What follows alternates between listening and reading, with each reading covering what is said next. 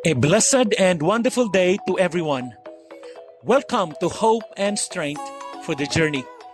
Our scripture verse for today is found in the book of Philippians chapter 4, verses 6 and 7 says, "Do not be anxious about anything, but in every situation, by prayer and petition, with thanksgiving, present your requests to God, and the peace of God, which transcends all understanding, will guard your hearts and your minds in Christ Jesus."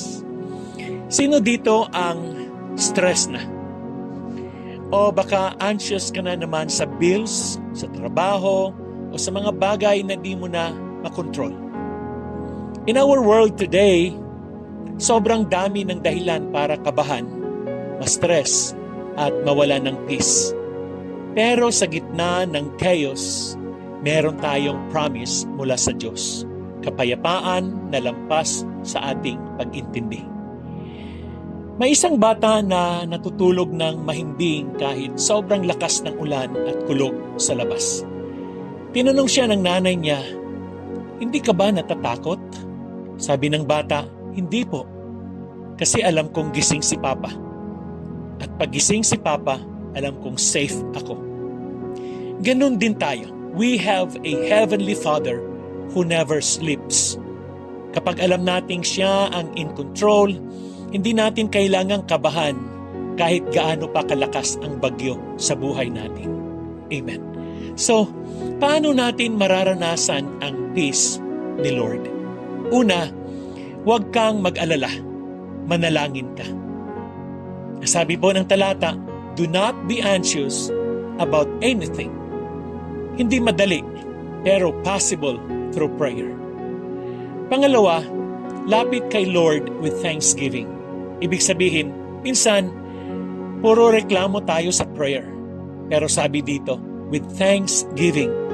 Even while we're waiting for answers, we can be grateful dahil alam nating naririnig niya tayo. Pangatlo, ipasa mo kay Lord ang alalahanin mo. Huwag mong akuin lahat. Hindi ikaw ang tagapagligtas. Siya yun. Amen. Tanungin natin ang sarili natin. Ano ang bagay na nagbibigay sa akin ng anxiety ngayon? Dala ko pa rin ba ito araw-araw o ipinagkakatiwala ko na ba kay Lord? Nagpapasalamat ba ako kahit di pa dumarating ang sagot? Amen. Let's pray. Panginoon, salamat dahil ikaw ang aming kapayapaan.